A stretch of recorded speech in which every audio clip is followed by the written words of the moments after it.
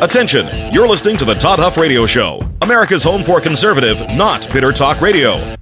Be advised that the content of this program has been documented to prevent and even cure liberalism, and listening may cause you to lean to the right.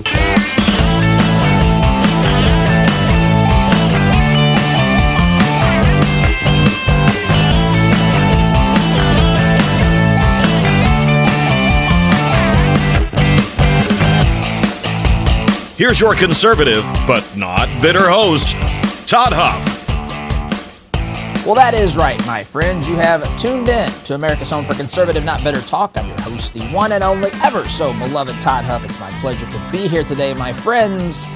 Thoughts, questions, feedback, adoration, and praise can be sent to todd@toddhuffshow.com, or you can text us at 317-210-2830. I'm kidding about the adoration and praise, just a little bit. But it's good to be here. Thank you for joining us today, wherever it is that you join us, whether that's on the radio, whether that's on podcast, whether that is on our Rumble channel. I welcome you to this program and appreciate you listening. I want to start today. I got a long list of stuff. And I'm making an executive decision even as I take a look at my stack here, which, by the way, is at toddhuffshow.com if you want to see the things that we talk about, the things that we don't talk about or don't have time to get to. You can check that out on the website. But I want to start here actually with something I saw yesterday. Representative Jim Clyburn from the state of South Carolina, Democrat, out there complaining at about the media, basically, about the Democrats' message. I want to start with that. I want to start with Pocahontas. Yes, I can say Pocahontas. I am the proven descendant, 13th great-grandson of Pocahontas. This has been, demonstrated through a couple of genealogies that my family has gotten completed.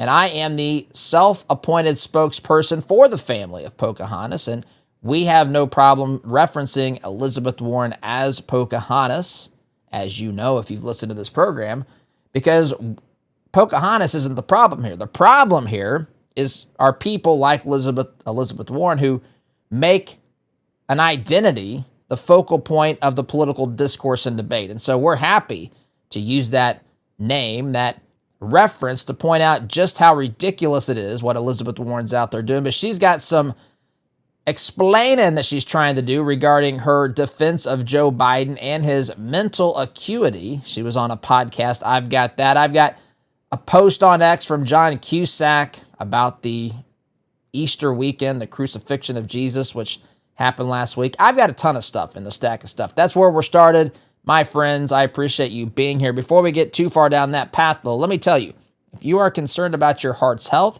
if you're concerned about your cholesterol, maybe you have high cholesterol, maybe you have a family history of high cholesterol or heart problems. Friends, if that's you, a great place to start, I take the product, is with Solti. Solti is an all-natural supplement. It's not a drug. It's a supplement that you can take that has been clinically proven. Hear me say that. Science has spoken on this product, and it has proven to lower your cholesterol. It may be able to lower your cholesterol specifically, my friends. It's done that for many others. Again, Solti, all you have to do is take 2 Solti soft gels a day. They're very manageable. They're not big horse pills. They are very easy to manage. Take a couple of those a day. That's all you have to do. Soltea.com, Soltea. And as a valued listener of this program, you will save 50% off your first 3-month supply if you use promo code TODD. That's my first name. And you will get free shipping to boot. Soltea.com, Soltea. Promo code TODD gets you 50% off that first 3-month supply and free shipping. Incredibly affordable, my friends. A great place to start. Check it out. All right. So let's start here. This is an article at redstate.com. I saw this yesterday. I'm not going to play the soundbite. I'm just going to read the clip. James Clyburn, Jim Clyburn, representative from the state of South Carolina. He was on The Last Word. MSNBC is where that program airs. Lawrence O'Donnell, I believe. So this is what he said. He's complaining about, listen, this is what happens when Democrats lose elections. This goes back eons. This goes back decades, in fact. When Republicans lose elections, it's because the Republicans misunderstood the will of the people. This is how it's portrayed anyway. And by the way, I'm not saying that it's not correct at times. The Republicans, if they lose an election, they misread the will of the people. They're out of alignment with what the people want, that sort of thing. When Democrats lose elections, it's never about that. They cannot admit defeat based upon the quality of their ideas. They're never going to do that. Never expect that, my friends. So, Red State's got a poll quote here from talking about James Clyburn on The Last Word with Lawrence O'Donnell. Clyburn claimed the media was distorting in that interview political narratives and that the Democrats are losing ground not because of the exceedingly leftward tilt of their message, but because the press isn't properly telling its story, it being the Democrat Party. So here's what Clyburn said. I think the message coming from the Democratic Party is a good message. The problem, this is rich. The problem we've got is that we have to depend upon the media to deliver it. So now I've got this soundbite. We could play it, but I just wanted to get to this. I don't want to spend a lot of time here, but I do think that this is important to understand. On today's Todd Talk, I actually referenced, I don't know if you saw this, Nate Silver, Democrat pollster. He has basically said, he was on a podcast with some other Democrat strategist or whatever, and they were talking about the 2028 campaign, right? We're already talking about 2028.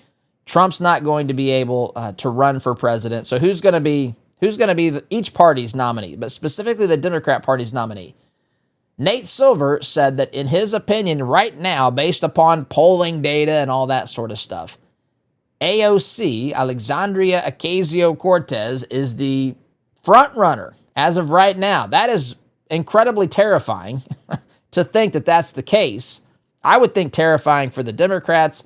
It's terrifying for those of us on the Republican Party as well who think what that could potentially mean. And I know the initial response. I know the initial instinct here is to basically kind of laugh this off as being completely absurd. And listen, if we were to judge things based upon the quality of ideas, look, you don't have to agree with the other side's ideas, but sometimes, it doesn't happen with Democrats anymore because they've gone completely bonkers. But let's just take politics out of it. You know, usually if you have a disagreement with somebody about an issue, a topic, something happened at work, at home, school, whatever, if you listen to them in the majority of cases, maybe even the vast majority of cases, unless they're a narcissist or a lunatic, then you can say, you know what, I can see where you're coming from. I at least can understand what you're saying, but it's not the way I see it. It's not the way that I see it. And we, of course, don't have that with the Democrats today at all. At all.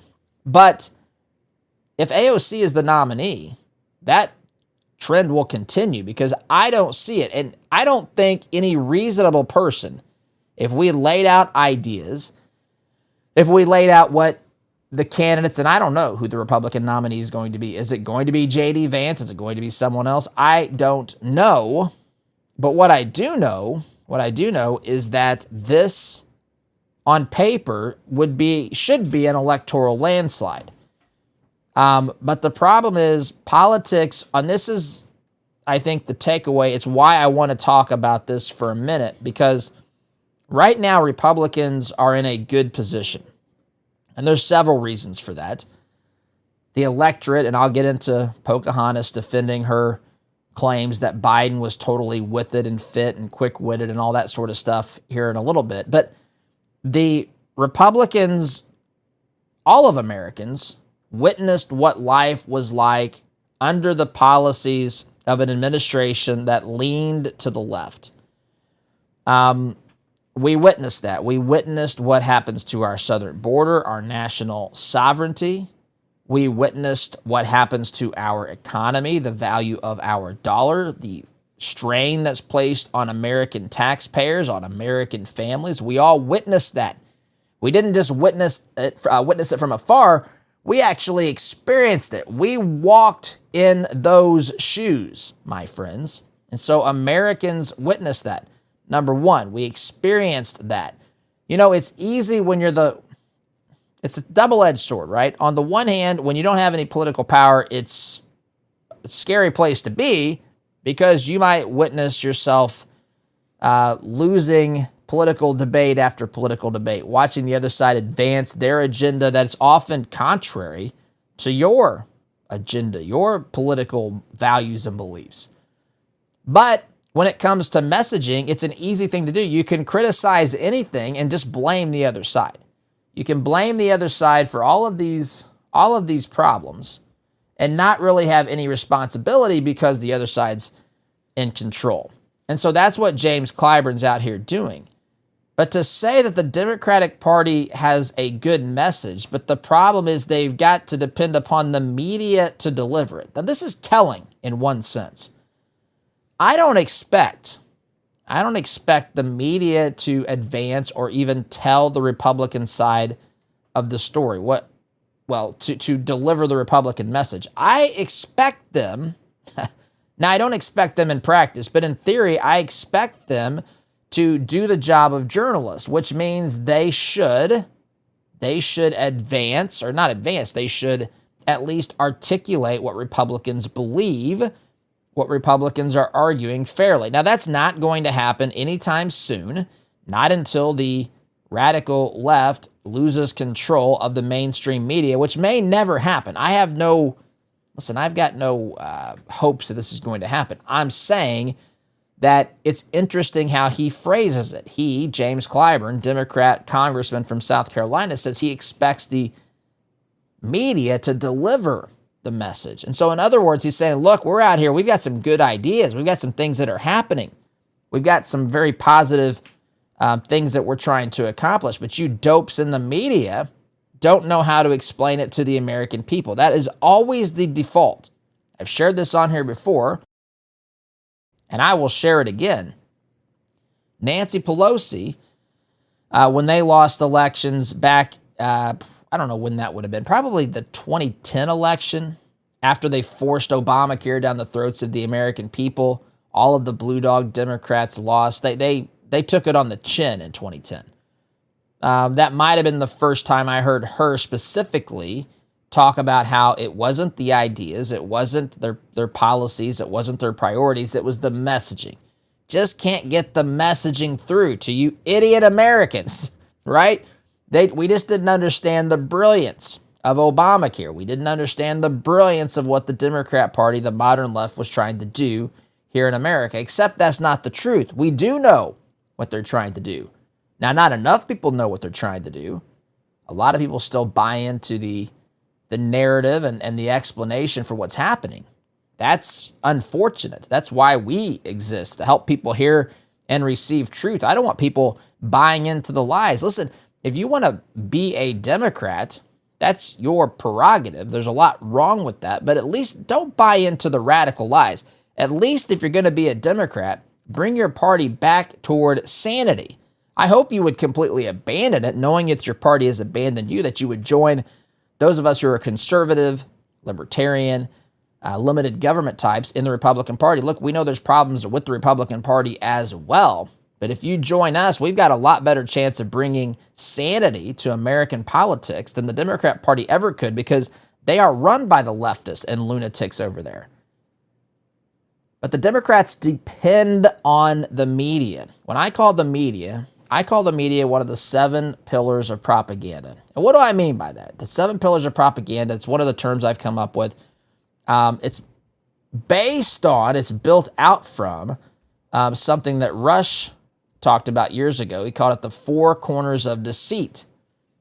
The 4 corners of deceit. We've added to this, but basically the concept is the left has taken over some very critically important parts of our society. Pillars, if you will. And I've named 7. 7: government, academia, entertainment, media, science, woke business, and big tech. That's what the leftists, they've gained control of these pillars, and they use those pillars to push the radical left's agenda. on the American people in each of the ways that these pillars touch the American people. Government, they do it through the bureaucratic state. They do it through dark money and politics and deals and things that are funded by the Soros family. They do it through corrupt politicians. They do it through the way that your government interacts with you. I've got a soundbite from Lee Zeldin, who's head of the EPA, basically chastising the New York Times for misrepresenting or saying that there haven't been, that the EPA hasn't found any waste, fraud, and abuse. Lee Zeldin said we absolutely have. There's plenty of evidence. You can question the evidence, but don't say we haven't found it, because we have. That's what's right now. This is what Trump is trying to undo. He's trying to eradicate. I don't know that Trump looks at it this way, but in the way that I look at it and explain it, he's trying to eradicate the hold that the modern left has on the American people through our government, in spite of what the American people vote for. Academia. We don't have to look very far to figure out how these knuckleheads and clowns run things in American universities. This is everything from public schools to the woke teachers that work there. And again, I'm not saying that every teacher is woke. I'm not even saying that the majority of them are woke, but I'm saying that they exist. I've seen them. I've seen them in social media. I've seen the effects that their policies or the way that they govern their individual classrooms have impacted students in this great nation. There's woke administrators too. It's not just teachers. There's woke curriculum that's pushed on students. There's secret actions that are being taken by these school districts. They like to operate in secret. School boards need to be held accountable.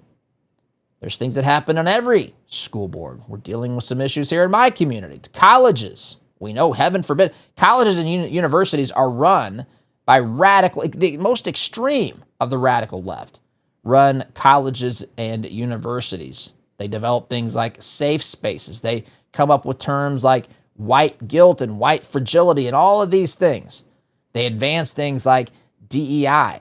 They push the LGBTQIAA plus agenda, the trans agenda. This is pushed upon us through our universities. In fact, what attracts many of these leftists to these universities, I stand by this. I think this is spot on accurate. What attracts many leftists to a university setting is that they don't have to make their ideas work in the real world.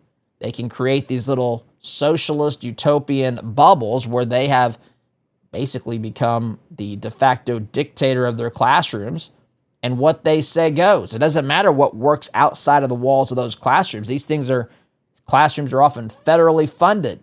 Can't touch the money, as you can see from the fight Trump is having regarding funding for Harvard University, despite Harvard University not complying with the rules that the Trump administration is imposing as it pertains to Title IX, which is a law on the books. Anyway, so we've got academia, we've got entertainment, Hollywood, professional sports. I just saw an article that's in the stack of stuff. NBA coach Steve Kerr, former player for the Chicago Bulls, played with Michael Jordan, won a couple of titles with Chicago back in the day, the late 90s.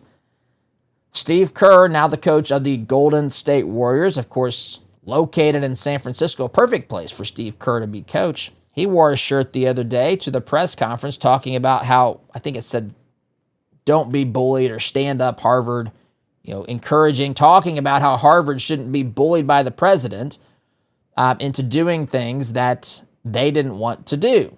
To which I say, hey, that makes perfect sense on paper, but stop taking taxpayer money then. How about that? Do whatever you want to do. Just quit asking the rest of us to fund your liberal nonsense, your leftist insanity.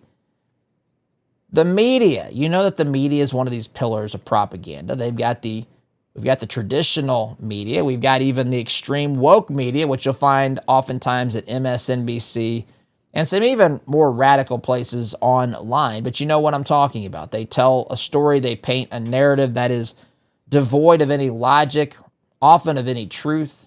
They push this narrative incessantly. This is the same media that James Clyburn is upset at for not being able to carry the water, explain the Democratic message effectively to the American people. That's who Clyburn blames specifically for why the Democrats are suffering defeats and are in an absolute disaster right now. They're an absolute unmitigated disaster at the moment. Science is also one of these pillars of propaganda. Now, not science itself. This is a term that is ascribed to reference the people who are leading the scientific movement, the scientific experts, if you will, in our society. These folks are often funded by tax dollars that are often collected by lovers of big government.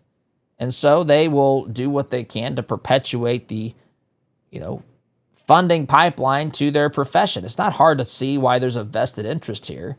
These are the same folks that said a whole bunch of things that we've since found to be untrue. You can go back on a number of issues. You can go back to COVID and look at that in recent months or even the past year or two.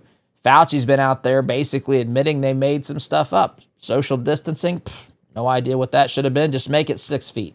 He said that. There's no science behind it. Remember, you could wear a mask into a restaurant. Had to wear the mask into the restaurant, but when you sat down at the table, you could take the mask off and eat. I remember that was the advice given. Think about this. This was the scientific advice given during Christmas of 2020. You could have Christmas dinner, but you had to obviously make sure that you weren't sick. That made sense. But you had to wear a mask in, but you could take the mask off when you were eating at the dinner table. None of this makes any sense. But they are used to, the arm of science is used. More importantly than that, I would say, is the climate change movement. So they push that movement, man's contributions to climate change and how that impacts the world, how the American people, the American society needs to be driven back 200 years to, basically the settler times. Out here with wagons, can't have cows. They, of course, create methane gas. I don't know what we're supposed to do. I guess we just walk around or ride bicycles, but you get the idea. These leftists are pushing this agenda. They also do it through woke business. That's DEI, affirmative action, things of that nature. I'm out of time here. And last is big tech, social media companies, tech firms with an agenda who are really on the side of censorship, making sure that they control the messaging for the American people to hear and make sure that there's no open and honest discourse that might give the side that speaks things that they don't agree with on their platforms. I've experienced this with YouTube in particular, and I'm a very reasonable. I'm not a rabid conspiracy theorist. Anyway, I'm out of time this segment. Got to take a break. That's the 7 pillars of propaganda. That's kind of what James Clyburn is complaining about. They've got all of these, and they still can't win elections. Quick time out, though, my friends. You're listening to Conservative Not Bitter Talk. I'm your host, Todd Huff. Back in just a minute. Welcome back, my friends. I sped through the end of those last two of the 7 pillars of propaganda because of time. But the reason I reference these 7 pillars of propaganda is because this is what Clyburn is complaining that the media is not good enough to deliver the message of the Democratic Party. It's not that their ideas are broken or antiquated or ineffective or dangerous. No. It can't be any of those things, my friends. They can't admit that whatsoever. Instead, what they have to stick with is that it's somebody else's fault. I bring up the 7 pillars of propaganda because I say to you, they have all of these things in their favor. They have all these things in their favor, working in their favor, carrying the water for the Democratic Party, and they still are suffering defeat. In fact, if you could somehow, through the snap of a finger, take away the 7 pillars of propaganda, immediately effective right now, the Democrat Party would be in a substantially worse position. Substantially worse position. And America, by the way, that's just half of it. The other part of that equation, it's not just that the Democrat Party would be in a worse position, is that the American people would be in a much, much better position. More to say about this, my friends. Let me talk to you if you're in sales for just a moment. Do you have a system? Because if you don't have a system, my friends, you're leaving money on the table. It's one of the reasons why I'm a big believer in Matt Easton and Easton University. They have developed one of the best sales training systems that I've ever seen. It's practical, it's proven, it's designed to deliver your results and or deliver results for you. And whether you're new to sales, you're a seasoned professional, or anything in between, this system will help you close more deals, make more money, and take control of your career. So go to toddhuffshow.com/Easton, Easton, for more information or to sign up to become a student at Easton University. And when you do this, when you become a student through our website, you're going to get a welcome call. This is exclusive to listeners of this program. You'll get a welcome call from Matt Easton, welcoming you, of course, to the program, but also having an initial kind of diagnostic call with you. What's the struggles? What are the issues? How do we hit the ground running with the training system? So check it out, toddhuffshow.com/Easton to sign up to become a student, get that personal call with Matt Easton. Take that first step today, my friends. You will not regret it. If you invest in yourself, if you do what they teach, it will benefit you. It will more than pay for itself. toddhuffshow.com/Easton. That's where you go. All right, so Democrats are complaining about, a lot of things because they're in absolute disarray. But of course, one of the things, as we've talked about so far this morning, is that the Democrat Party, James Clyburn, is upset with the media because they're not communicating to the American people just how fantastic what the Democrats are doing is for the American people. So I'm actually jumping out of order of what I wanted to do here today, but that's okay because it's all kind of interconnected, at least several of these things are. Now we've got Elizabeth Warren. Now I want you to think about Democrat Party credibility. I want you to think about what the Democrat Party told you they were trying to accomplish. I want you to think about, their agenda, the issues, and the people that they put on their, nominate as their slate of candidates back in 2024. I want you to listen to this because Pocahontas is on a podcast with a guy named Sam Fragoso. I hope I'm pronouncing that correctly.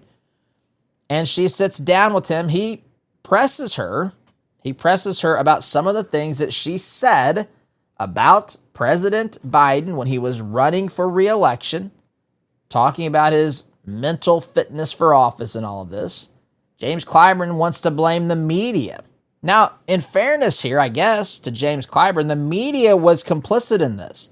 The media covered up just to the best of their ability. In fact, that's exactly what happened.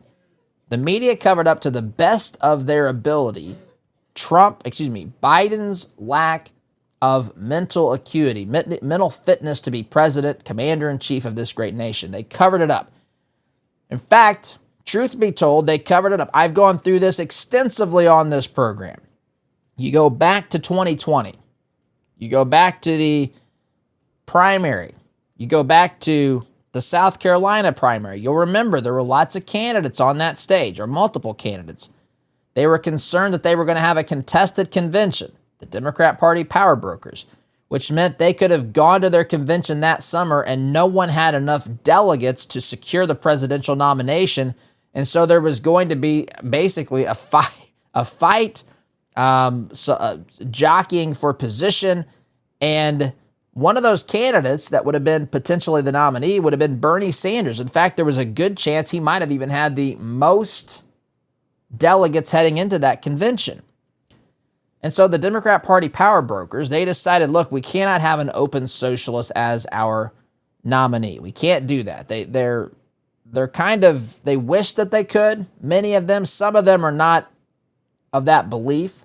Some of them just want the power and they want to control, the people like Biden, who certainly looks like he's very corruptible and easy to manipulate and manage if you pay out sums of money and so forth.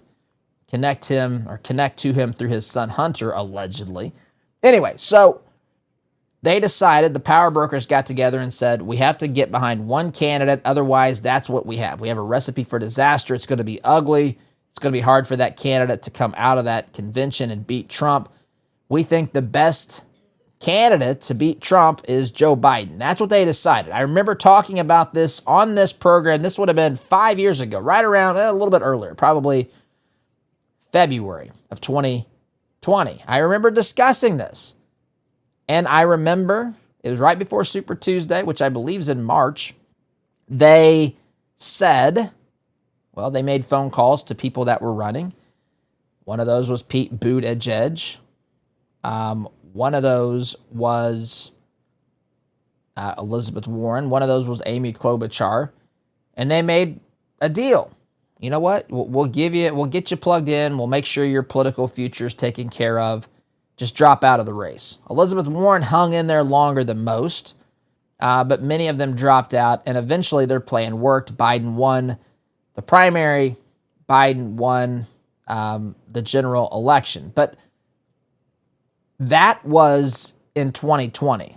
They knew then, and this is what I want to make sure that we know. The people that made that decision then, absolutely, without any doubt, knew Biden had problems, cognitive problems in 2020. They did not care.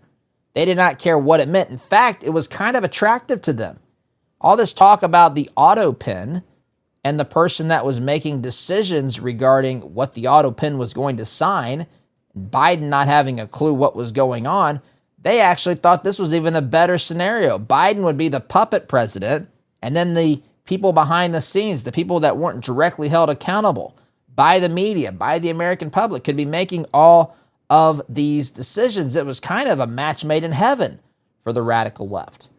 And so that's exactly what they chose to do. They knew that this problem existed. They denied it from that point in time. They thought they could get through. They just had to get through Election Day 2024. Once that happened, Biden could step down if need be, whatever. Lots of things could happen, but they had to win with him as the candidate, or at least that was their primary bet. But his condition had worsened too much. It was no longer even something that they could conceal as the media, as the politicians. They can no longer pretend, like Karine Jean-Pierre was out there saying, this guy, when I have meetings with Biden, it's boom, bam, he's out here asking me questions. I got to be on my toes. I'm afraid to go in there with this guy because it is a rapid-fire succession of questions here. I can't even possibly keep up. He is so quick on his toes. I'm scared to go in there. The guy comes out, both guns ablazing, so to speak. Metaphorically, take it easy, leftists. So that was the environment. And you'll know after that debate in July of 2024, when Biden was running for re-election against Trump, it was completely impossible to hide his lack of mental fitness any longer. But yet the Democrats still defended him. And that's what Elizabeth Warren had done. She went out publicly, talked about how quick and sharp and just on his game Biden was, and it wasn't true. It wasn't true. We knew it then. No one denies it now. In fact, there's a bunch of books being written by people who want to expose what was really going on now that it doesn't matter. Now that they can sell their books without any sort of repercussions, there's books out there explaining or talking about what was going on behind closed doors. So that's what Sam Fragoso is talking with Pocahontas, Elizabeth Warren about. Any questions or holds her to the fire. I want you to listen to how silly her responses sound. It's as silly as as the way that she described the events surrounding Biden's mental acuity in 2024 as well. But I got to take a break here. We'll do this on the other side of the timeout, my friends. Sit tight, back in just a minute.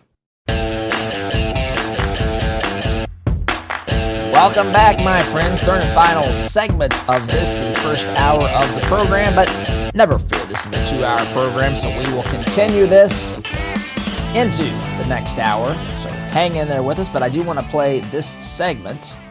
Podcast host Sam Fragoso grilling Elizabeth Warren about the way that she defended Biden. So before I do that, though, let me tell you, friends, if you are a lover of seafood, check out Kenai Fish, Kenai, KenaiFish.com.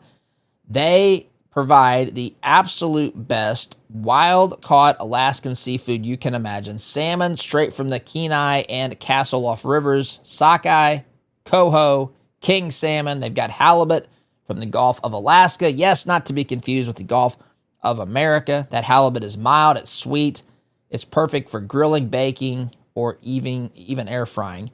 And don't forget their shellfish, king crabs, snow crabs, scallops, a whole lot more, all sustainably harvested, vacuum sealed for freshness, and shipped to you via next day air right to your door, my friends. Kenai is for people who care about quality seafood, and I know you care about quality talk radio because here you are listening to this program. So go to KenaiFish.com, Kenai Fish.com. Use promo code Todd. That will save you 15% on your purchase.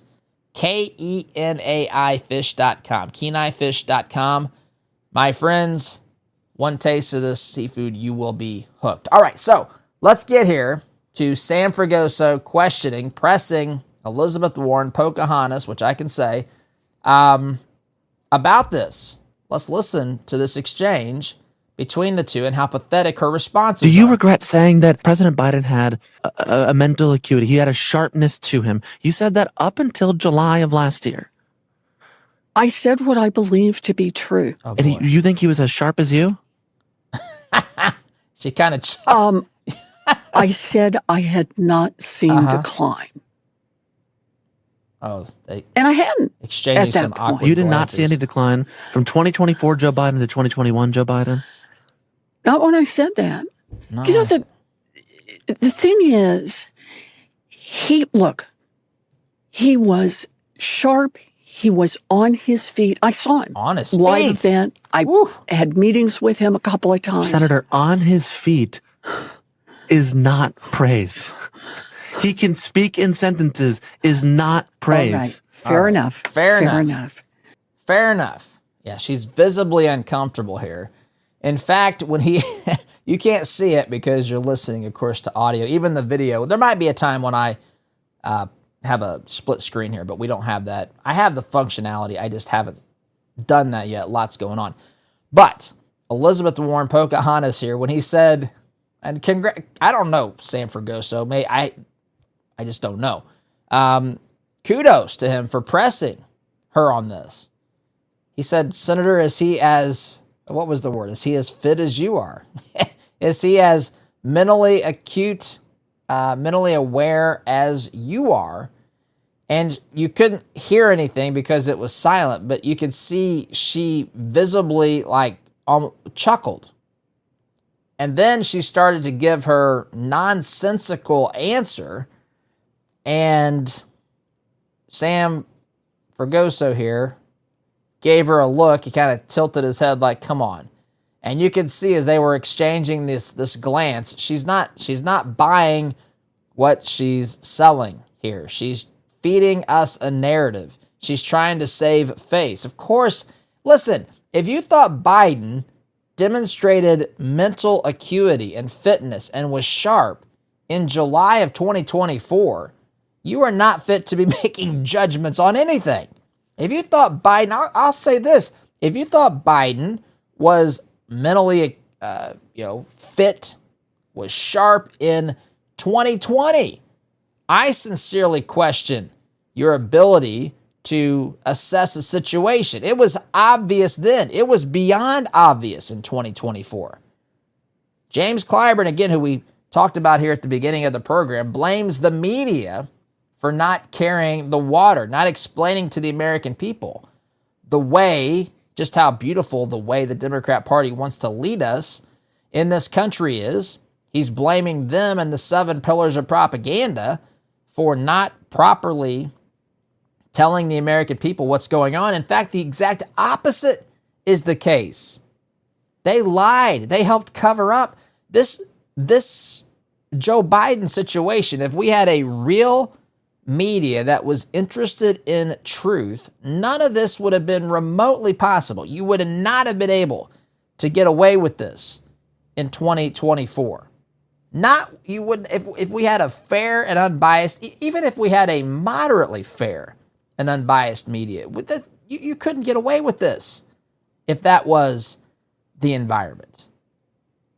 They would have exposed him long ago. But see, they don't want to expose him. They want him in power. They want him protected.